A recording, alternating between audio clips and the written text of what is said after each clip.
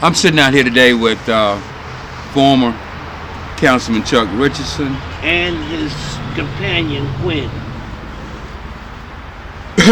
This is Quinn. So if you heard some barking, you know where it's from, and it's because somebody is on his turf. My question today is, let's talk a little bit about the marijuana legislation and how to get the average citizen involved, or what's going on with that. Thank you and good evening, well, Mr. Bradley. Thank you for hosting. The General Assembly will determine all the regulations, the manufacturing, the distribution, wholesales. All of those regulations are to be set by the General Assembly. Any questions in that regard, the citizens should carry to the legislation.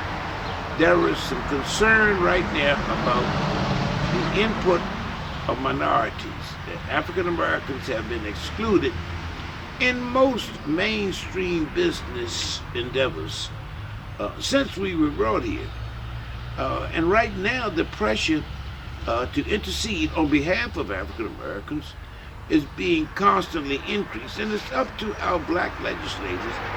The General Assembly Black Caucus, headed up currently, well, the recent was it was Lamont Bagby at last year, and He still is. and I don't know whether it's been transferred yet, but they rotate that leadership. But the pressure should be brought to bear, and they should be unapologetically lobbying for input from the growing to the manufacturing to the distribution to the wholesale aspects of the marijuana plant. Now, when it comes to the location as to where these things can be, it's up to the local jurisdiction, the city council. But the questions primarily to our elected officials who express interest in representing minorities. That's where it should be heard. Whenever any law is passed, and if General Assembly gives local option to every municipality, that means we have the authority to institute the kind of rules and regulations in terms of locations, sales, then that's where we should have our input.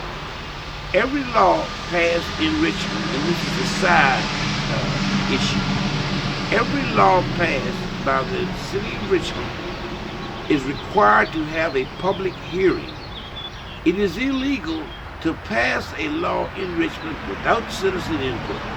So when you see a law that's being passed, there should be adequate advertising in the newspapers, TV, as to what law is being passed and the time for your input. Every law, every resolution, every ordinance come down to the city council. They said all people speak in favor, all people speak against. That's where you have your input. If you disapprove of something, you go down and say, this is wrong. If it's exclusionary, you bring that point up and you make sure you know what you're talking about. Because whenever the TV cameras are rolling or the news media is writing their notepads, you run the risk of sounding like a fool if you don't have your facts together. So, know what you're talking about and then have your input so that the city council members, when I was on council, people used to think we knew it all because we were council. Council members don't know it all. I can tell you now from observing some of the meetings of recent, council members don't know it all. And some citizens actually know more than the council members. They're reluctant to acknowledge it. And they're good people, they're respectable people. But, just because you're in office, it does not mean that you know it all. Sometimes there's a tremendous dearth of knowledge and facts and information by elected officials, and we assume they know it all. Well, we need to be more realistic about that and stop buying into these false narratives, misinformation, and lies. I want to harken back until last year. It is shameful that people are still talking about a stolen election. I ran 10 campaigns, and I won them all. And I know exactly what it takes to steal a vote. And I can assure you, it is not as easy as you can't put in $100,000 through the mail that are false. You can't sneak in and put a vote in by a dead person. All that is nothing but propaganda sold by the past president, and sadly, people believe it. The only reason they believe it is because they want to believe it. Not because it's true. They want to believe there is a rational reason for his loss. The only reason for his loss is because he started talking like a clown about grabbing women any way he wanted to. Talking about calling nations by vulgar names. Making fun of disabled people. Talking in a degrading fashion about a war hero. You can't win an election by doing those type of idiotic things that most Americans do not agree with. But because he has a proclivity toward white supremacist doctrines, a lot of people bought into his argument. Not because of a stolen election, because there was no stolen election. And it's shameful that intelligent people continue to say it. They should know better. They're irresponsible. But that's the kind of thing that what I call malarkey. I don't know if you can use. Is it wrong for me to say horse shit? No, that's cool. Okay, but I didn't want to violate his rules. But that's what he's selling. And so many people are buying it. And it is shameful that today, if the Republicans could have found something by now, you can bet it would be front and center, factual, line, item, and whatever you need to prove it. But they haven't been able to find it. And as sophisticated as our information follow-up and tracking is, they would have found something by now. There was no significant loss, but people continue to believe it simply because they need to believe it. They want to believe there was an excuse for his loss. He was the reason he lost. His mouth was the reason he lost.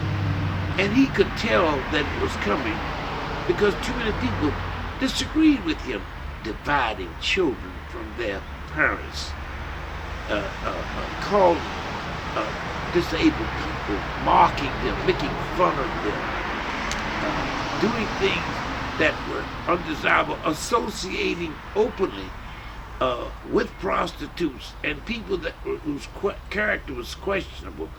This fellow down in Florida who hung himself in jail. It is shameful that things he did, that if Barack Obama had done 1/10 of those things, he would have never had a chance, and no one would have loved him that way. But these people don't care about it. Well, look, let me ask you this. Elizabeth Cheney, the number 3 person in GOP, female, she went out and told the truth. Yes. And look at what the truth got her.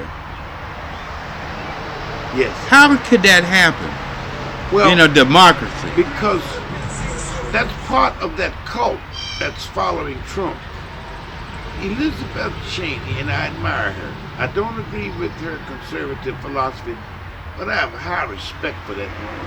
She is courageous, and she has got more strength of character than so many other of those hypocrites who profess to be patriots. If they were patriots, they would acknowledge the truth. But they are not patriots. They're turning against our country and trying to just Someone the other day got on television, one of the new elected congressmen, and said the January 6th assault on the Capitol was like any other tourist day. That is unadulterated bullshit.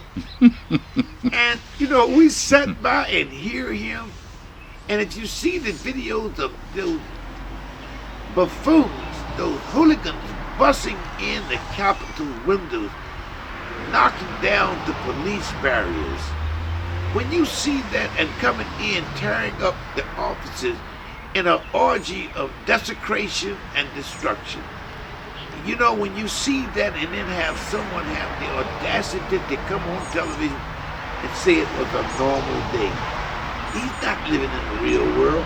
And the sad part is that those people who want to support Donald Trump are doing it because of his leanings toward white supremacy. And this whole thing about a stolen election, I'm wondering how will history, well, I'm not wondering, but I'm only questioning how, if these men, these Republicans, not one of them stood up for truth. They may get away with it today, but when history and the truth is told, what will their children say? How will their children 50 years hence hold their heads up and say, my father was Ron Johnson, he was a U.S. senator, and he showed no courage whatsoever. He almost allowed our democracy to fail. All of those Republican senators, and I can't recall their names, but their children and their grandchildren are going to suffer when they read the history books and say, we had some lame-brained cowards as senators, every one of them. And their name is written in the history books. They're going to be revealed. Maybe not today. Maybe they can get away with it because there is kind of a lunacy going on in the Republican Party that says things that are not believable, but people want to believe in them. And this country's got to let go of those false narratives that have misled people for so long. We've got to start being honest and truthful.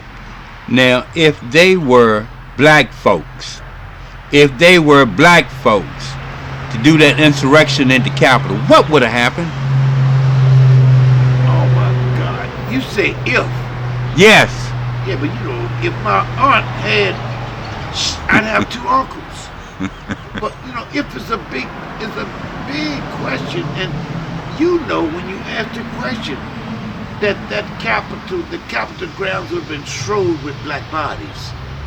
If a black group had knocked in windows and knocked over barriers and walked on the grounds of the United States Capitol with the intention of insulting people, they would not have hesitated to pull a trigger. And you know it, and most Americans know it. But somehow we don't have a culture right now where truth has the value it used to have. It is no moment right now to have someone tell a lie and have it ignored or disregarded. If we do not change this culture, what's going to happen? We will lose our democracy. And I think the first thing will happen, and I hate to prognosticate things that are negative, but we need to wake up because, see, right now, black people are the victims of a semi-police state. And when the police start to disrespect black people, shoot them unarmed, in cold blood, when that starts to happen to black people and nothing is done, eventually when the white people who start to stand up and protest these things, it's going to come around to the police starting to shoot them without a whole lot of cause and concern. Shoot them. And once that becomes widespread, you'd have what we call a police state, where police do anything they want to do to get away with it. Thank So it's good. not only in the interest of black people, but white people should also be concerned that if we lose our democracy, we will lose it to the police officers, where they will be able to do anything they want to do. They would be police, executioner, judge, and everything else. And jury. And jury, execute all of it. Thank you. You had spoke about becoming a police state. All right. Not But what I'm looking at in terms of right now, Israel and Palestine. All right. The history. Is there any comparison to what's going on there and what we went through 50, 60 years ago? Well, the only difference is that they're moving toward a two-state solution, where you have the Palestinian and you have the Israeli coexisting. In America, we have one nation, but within it, there is systematic and institutional racism.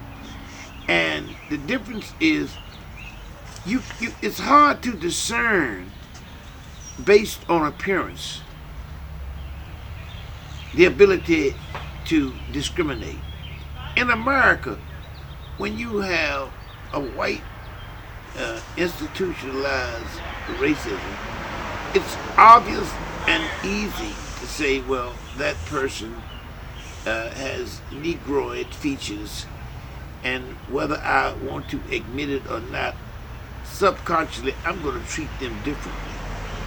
That's the difference between America. Both nations profess to be democracies, but it's hard for us to make a decision. As black people, we would be inclined to sympathize with the Palestinians because they are a minority group. They don't have the resources, the power, and the dollars, and the ability to fight and launch the kind of missiles and tanks. Because they lost the war in '67. It was a humiliating defeat.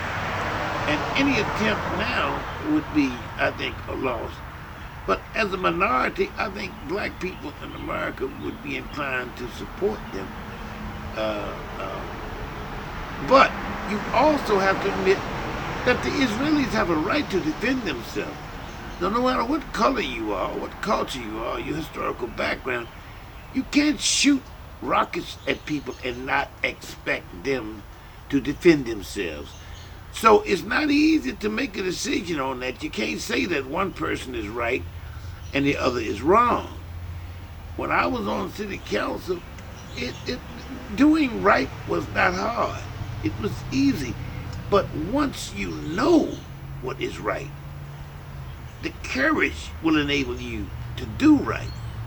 But in this question of the Palestinians and the Israelis, it's hard knowing what is right, because both sides have legitimate concerns. They have legitimate claims, and their arguments offset one another. It's just as wrong to kill a Palestinian child as it is to kill an Israeli child. It's just as evil to hurt Israeli children as it is Palestinian children. And you know, the title of my book that's due to come out within the next, I suspect, hopefully within the next 20 days. The title of my book is Ceasefire, Ceasefire. And it is a timely title, and I decided on that title 2 years ago. But right now, ceasefire seems to be an appropriate thing to say, regardless, all around the world. All of us need to cease fire, not only with our armaments, but with our mouths. Far be it from me to advise someone to cease fire, but sometimes I need to shut up. The other guy needs to shut up. We all need to, for just a brief moment. Everyone needs to just calm down and shut up and listen. And that's why my book is called Ceasefire, Ceasefire, because We don't listen to the other guy. Right now, if they were just for the children, they should cease fire in the Palestinian Gaza Strip Israeli area.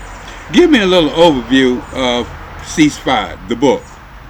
The book is about episodes in my life, from Henrico High School, where I experienced racism, to Vietnam, where there was racism, to coming home when being the first black majority on council, watching the abject, rabid racism and the policies that people were resistant to approve, that equalized things, that tried to change the disparities. They were opposed to any advancement of African American people. But that's what the book is about, all the way to the first election of the black majority, to the election of the mayor, to my day-to-day struggle to become clean and sober with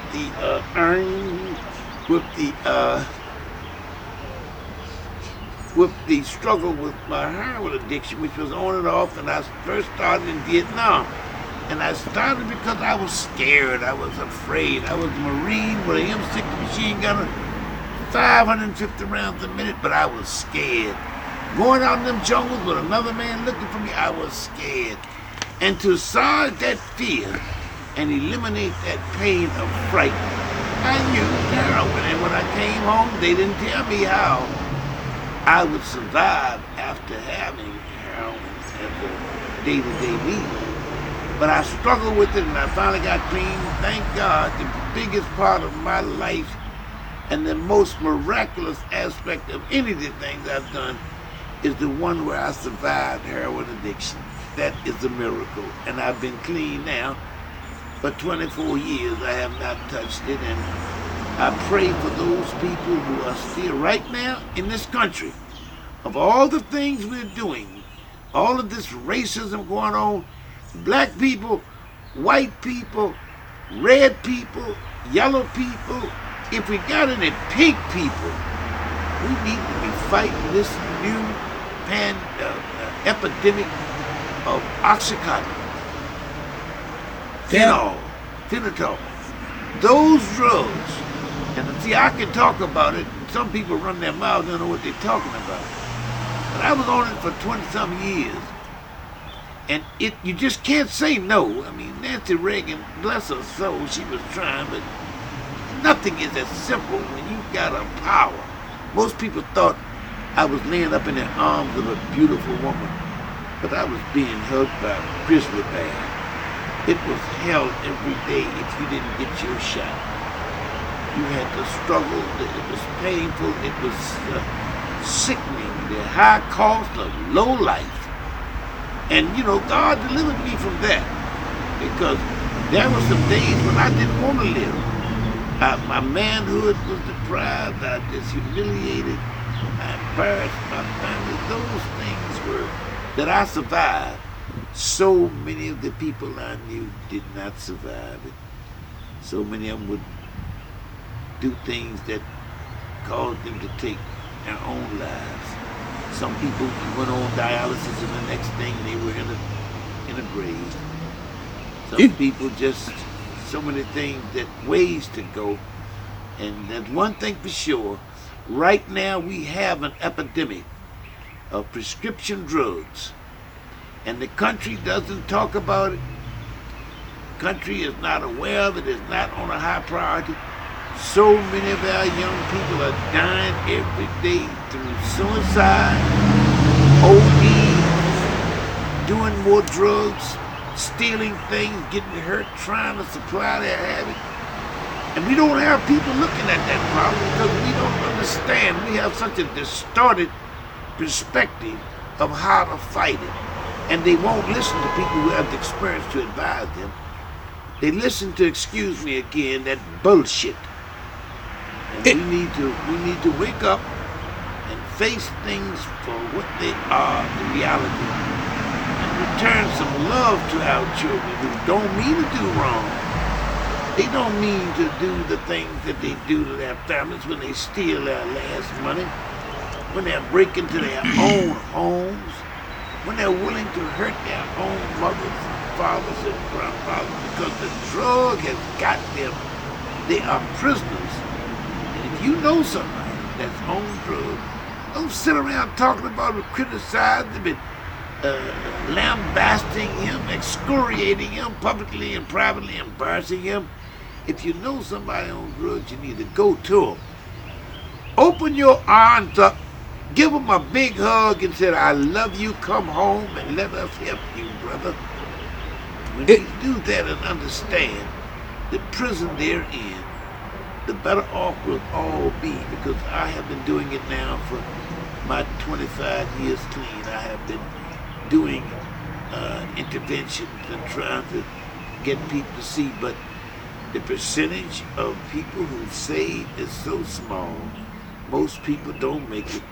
Every time I went into a drug treatment center, the first thing they would say, out of 100 of you in here, only one will make it and remain clean for life. 1 out of 100. Will you be that one? Now, my question to you, where's the conversation in why one self-medicate? Pain, fear. How do we deal with fear? How did I deal with Vietnam? I'm going out there and the pains are real. The pains are real in this society. As sophisticated as we may be, as the resources, the money, all the things we're able to give our children, it's still, shut up. We still have pain that people cannot handle. They don't know how. I didn't know how to walk into the jungles that I didn't know about with an M60 machine gun and walk through it without being afraid. So I got me a little bit of heroin. It took away, eliminated the pain and the fear. And that's how I made it. And that's what the kids doing today. That's what the adults, that's what the lawyers, doctors, all those people, wherever there's pain, there's going to be something to assuage that pain, to eliminate that pain, to block that pain. And right now we have a society. We have a society where prescription drugs are legal and it works every time. On that note, I'll say thank you, Mr. Richardson. And just say no.